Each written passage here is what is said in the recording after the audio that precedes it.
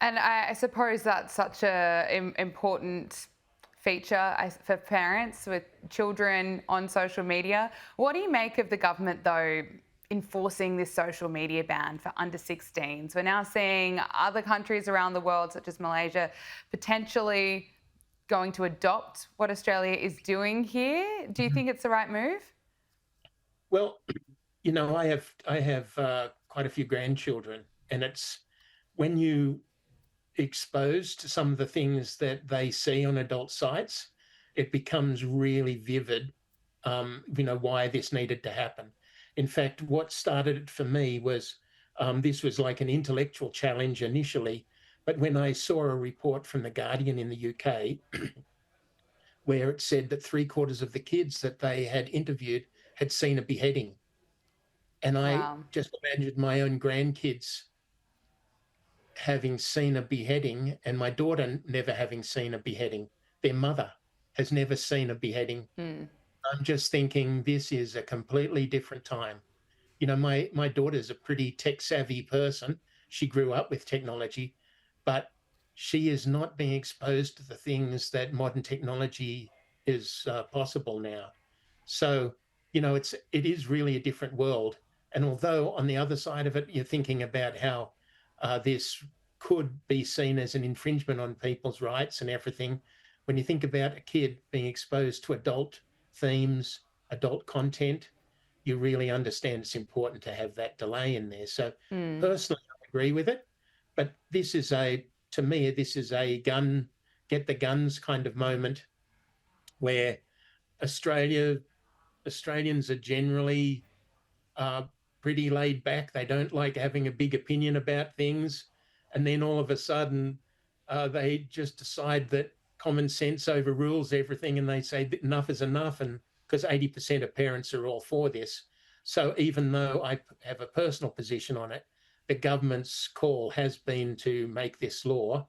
And so the idea is to try and make it as simple and as easy as possible to execute. And Mm. from my perspective, it was most important to make sure that nobody has to hand over identities and everything that's done is anonymous so that, we're not getting scanned and we're not getting surveilled and all kinds of shenanigans are happening. Because I think that's a pretty key concern about the ways we may need to access social media from now on. Concerns around the potential digital IDs being enforced. So Mhm. I suppose through SafeGen, that's not going to happen. Yeah. Well, to understand how it works, basically, every phone number can actually be turned into a hash, which is a scrambled version of that phone number. So rather than trying to identify every Australian that connects to social media, what we do at the moment is we have parents come in and voluntarily identify their kid's mobile phone number. It's hashed. And so when the social media companies connect to that list, they do a hash of the number that's associated with the social media account. And then they compare it to our list. And if it comes back that there's a child attached to that device, then they say, sorry, go and talk to your parents. And look, kids are pretty tech savvy. Do you have concerns that children will find their way back onto social media?